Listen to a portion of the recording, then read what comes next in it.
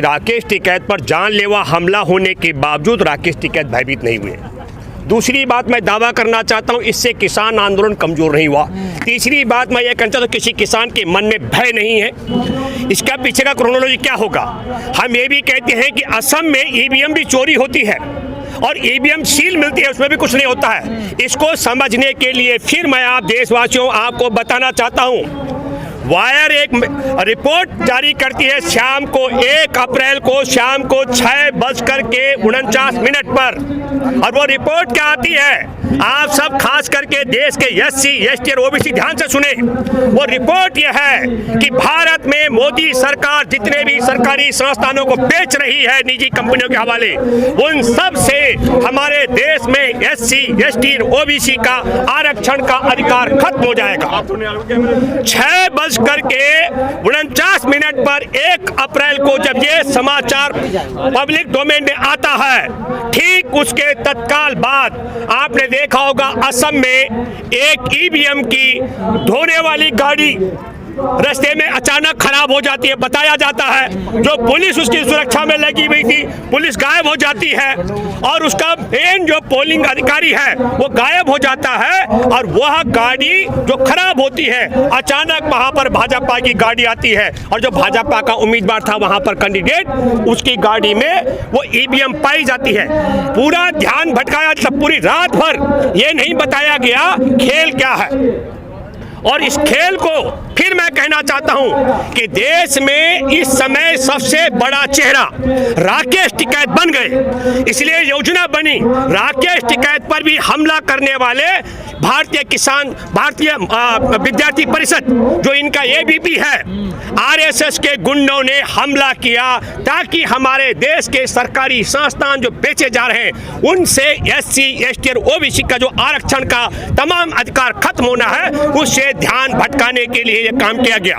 न केवल ये काम किया गया, एक और है, आपने देखा होगा, उसने प्रेस क्लब में एक बाबा इनका है, उस बाबा ने एक प्रेस कॉन्फ्रेंस की, नरसिम्हानंद, उसने प्रेस कॉन्फ्रेंस की 2 अप्रैल को इस पूरे मामले से ध्यान भटकाने के लिए प्रेस क्लब ऑफ इंडिया में। मैं बताना चाहता हूं, गुजरात में हमारे किसान नेता युद्धवीर सिंह प्रेस कॉन्फ्रेंस कर रहे थे कि हमारा आगे जो प्रदर्शन है, धरना जो चल रहा है, उसकी तैयारी को लेकर के गुजरात में जो प्रेस कॉन्फ्रेंस करके गुजरात की किसान पंचायत की तैयारी की बात बताने वाले थे, तो गुजरात की पुलिस किसान नेता युद्धवीर को गिरफ्तार कर देती है और राजधानी दिल्ली में संसद की चौखट पर प्रेस क्लब में एक इनका आतंकी प्रेस कॉन्फ्रेंस करके, और वहां पर कितनी बेहूदगी बातें वो खुदा के खिलाफ कहता है, इस्लाम के खिलाफ कहता है। उन शब्दों को मैं रिपीट नहीं करूंगा ताकि किसी भी तरीके से, फिर मैं कहना चाहता हूं,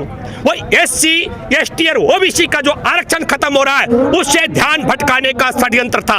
मैं एक बात कहना चाहता हूं, वो सच्चिदानंद है कि क्या है, उसके बाप की ताकत नहीं है कि वो खुदा की महिमा या ताकत को कम कर सके या इस्लाम को मानने वालों के लोगों के इरादे और नियत बदल सके, और न RSS के गुंडों के बाप की ताकत है कि राकेश टिकैत पर जानलेवा हमला करके राकेश टिकैत को भयभीत कर सके या किसान आंदोलन को कमजोर कर सके।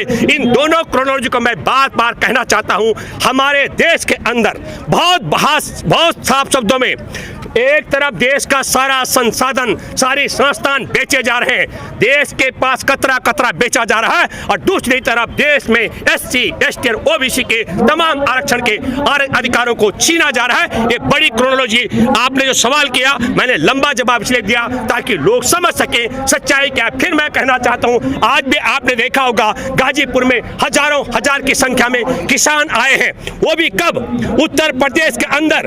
अभी मैं खुटार पंचायत के बाद जब मैं घूमा, आप हैरान होंगे जान करके देशवासियों, उत्तर प्रदेश के हमारे किसान जिस दिन उनके खेत में बीज बोने के बाद अंकुर आता है, तब से लेकर के और फसल को समेटने तक चौकीदार बना डाला इस नालायक संघ परिवार की सरकार ने, क्योंकि इनके गाय माँ और इनके सांड बाप पूरे किसानों की फसलों को नष्ट कर देते हैं, इसलिए किसान 24 घंटे उसकी चौकीदारी करते हैं। मैं फिर कहना चाहता हूं कि RSS के गुंडों के बाप की ताकत नहीं है। मोहन भागवत तुम सुन लो, और मैं एक बात और कहना चाहता हूं, ये मोहन भागवत गिरोह जो यहूदी है, ये अच्छा अपने को कन्वर्ट करके अपने को दावा करते हैं हिंदू। एक बात मैं दावे के साथ में कहना चाहता हूँ, ये न केवल मुसलमानों के खिलाफ नफरत फैलाते हैं, ये न केवल SC ST और OBC का अधिकार छीनना चाहते हैं, ये न केवल हमारे देश के किसानों के खेत खलियान कंपनियों के हवाले करना चाहते हैं, बल्कि ये ऋण चुकता कर रहे हैं। जब देश की आज़ादी की जंग थी तब ये कंपनी सरकार के मुनीमगिरी कर थे, और आज आज़ादी के 7 दशक बाद दुर्भाग्य है कि देश में झूठे लारे लप्पे दे करके सत्ता के शिखर पर पहुंच चुके हैं, और इन्होंने अमित शाह और मोदी जैसे अपने गुलामों की फौज खड़ी कर दी। और जो हम कुलदीप यादव जो ABP का नेता था, जिसने राकेश टिकैत पर अपने गुंडों के साथ हमला किया, ऐसे बड़ी गुलामों की फौज भी ये यहूदी हिंदू बन करके हमारे देश में खड़ी कर चुके हैं। इस बात के लिए भी हमें सचेत रहना होगा। देखिए, एक बात बता दूं मैं आपको, मैं आपके माध्यम से बहुत साफ साफ कहना चाहता हूं, मैंने दावा किया था और मैं फिर कह रहा हूं, मैं मान जाऊंगा मोहन भागवत, अमित शाह, नरेंद्र मोदी अपने बाप की औलाद है, अगर 2 दर्जन सीट ये पश्चिम बंगाल में जीत के लाए, 2 दर्जन,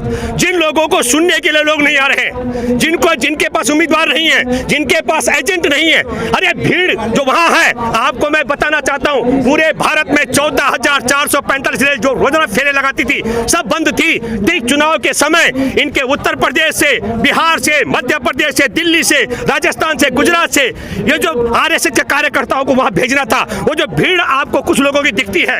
एक बड़े व्यक्ति ने बड़ा अच्छा लिखा, उत्तर प्रदेश के प्रधान के चुनाव में खड़े एक उम्मीदवार ने अपनी जनसभा इसलिए खत्म कर दी क्योंकि वहां 100 से कम लोग श्रोता थे, और योगी आदित्यनाथ जो वहां सभा कर रहा था उसकी सभा में 100 लोग, अमित शाह सभा करता 1250 लोग।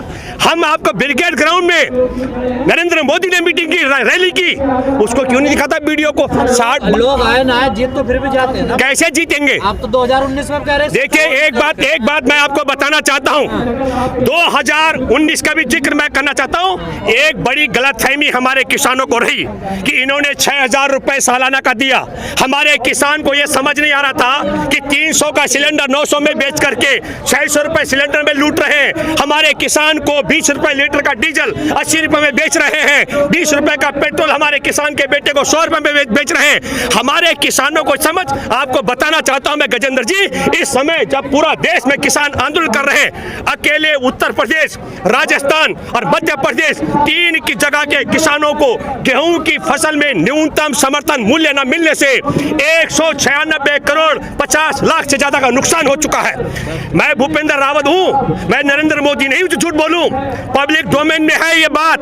मैं ये बात इसलिए कहना चाह रहा हूं, इन सच्चाई को आप सुनिए और समझिए। जब पूरा देश आंदोलन कर रहा हो तब भी हमारे देश के किसानों को न्यूनतम समर्थन मूल्य न मिल रहा हो।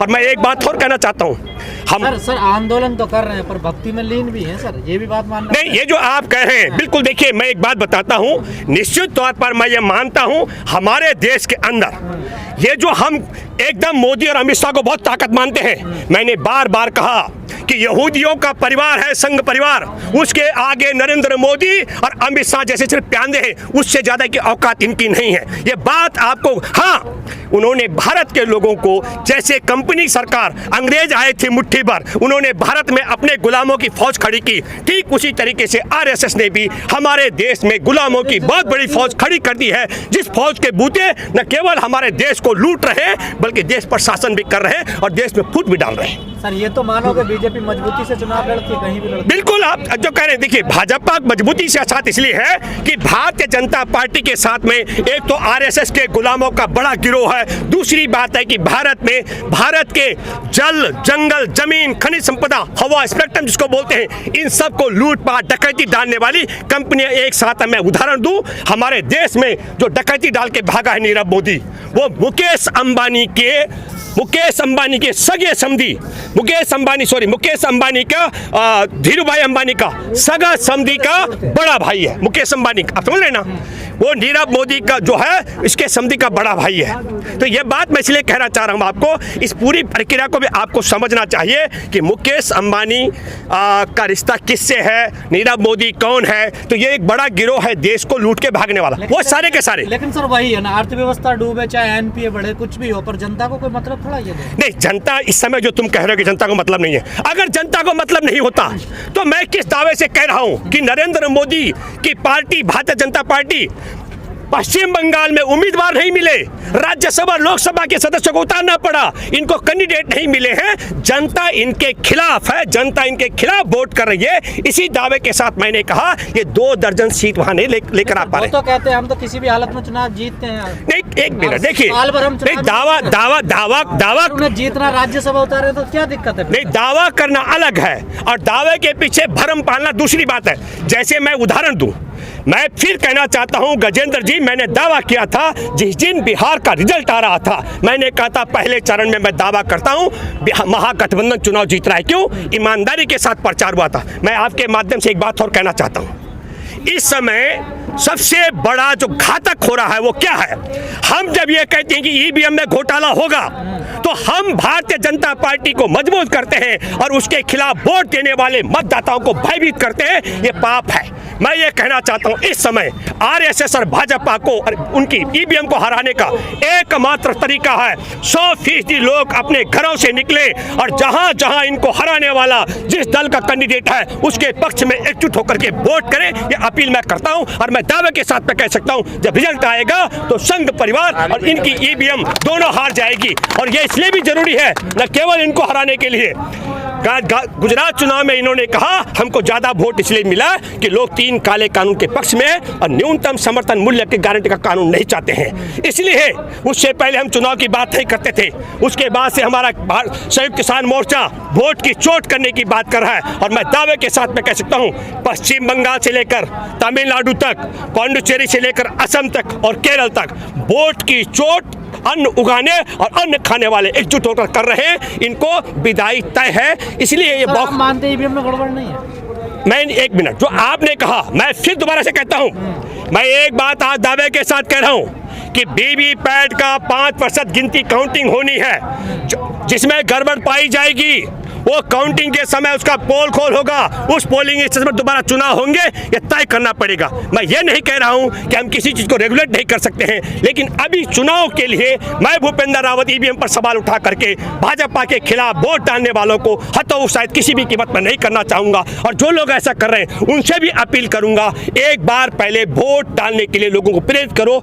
ईवीएम जब बदली करने की लड़ाई होगी हम सब लोग उसके लिए एकजुट होंगे। मैं मानता हूं पोल ऐसा होना चाहिए कि हमारे देश में वोटर को वोट डालने के बाद प्रामाणिक तौर पर दिखता हो कि ये वोट मैंने जो डाला उसी के पास रहेगा, उसे उल्टा जाए, पलटा जाए, सीधा किया जाए, वो कहीं और ना भागता हो, ऐसी व्यवस्था होनी चाहिए। जो व्यवस्था हमारे देश में दुनिया के सबसे ताकतवर देश अमेरिका में भी है बैलेट पेपर से, मैं मानता हूं कि वो एक रास्ता है। लेकिन अभी पोल हमारे देश में इलेक्ट्रॉनिक वोटिंग मशीन से हो रहा है। इलेक्ट्रॉनिक वोटिंग मशीन से को हराने का एक ही तरीका है 100% किसान और मजदूरों के समर्थक जाकर एकजुट होकर वोट डाले। धन्यवाद सर। एक आखिरी सवाल है आपसे, जो 5 राज्यों में चुनाव हो रहा है जी, अगर उसमें बीजेपी जीतती है तो इस आंदोलन पे क्या असर पड़ेगा? ये एक बात, मैं अगर का तो सवाल ही नहीं है।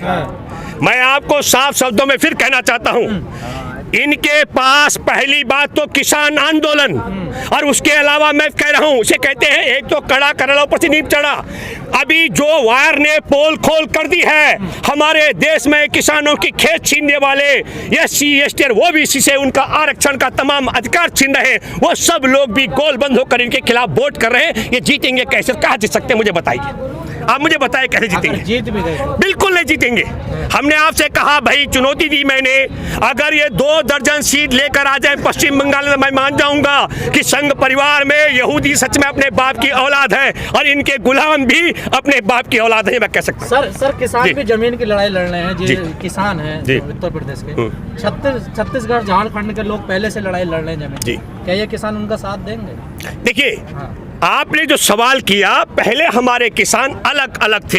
अब मैं बात करूंगा, मैंने देश घूमा है, लेकिन सभी किसानों ने देश नहीं घूमा। लेकिन आज सौभाग्य की बात है, आज आपके सोशल मीडिया के माध्यम से जिस दौर में हमारे देश का CBI ED, आप देख रहे हो विरोधियों के यहाँ आए करके छापे पड़ रहे, NIA के छापे पड़ रहे, ED के, हमारे यहाँ भी पड़े किसान आंदोलन पर, सुप्रीम कोर्ट को भी तोता बना चुके हैं। पूरा गोदी मीडिया को तोता बना चुके हैं। एकमात्र जो सोशल मीडिया अभी जिंदा है, जिस पर बड़ा हंटर चलने वाला, आपके खिलाफ भी हम सब की आवाज को खत्म करने के लिए, इस सोशल मीडिया की बड़ी ताकत है। इसने पूरे भारत के किसानों को एकजुट कर दिया। उत्तर प्रदेश के किसानों को केरल की समस्या, तमिलनाडु के किसानों को मध्य प्रदेश की समस्या, बिहार के किसानों को महाराष्ट्र की समस्या, हमारे पूरे किसान एकजुट कर दिए हैं। ये बड़ी बात है। 50 साल पहली समस्या है जो लड़ रहे हैं जी, उनका साथ होगा क्या? नहीं, देखिए आप नक्सली कहते हैं। देखिए आप जो बात कहते नहीं है। देखिए, मैं फिर दोबारा से कहना चाह रहा हूं, हमारे देश के अंदर शासन और प्रशासन में बैठे लोग जो हमारे देश के खनिज संपदा, मैं उदाहरण देता हूं आपको उड़ीसा का। मैंने पूरा उड़ीसा घूमा।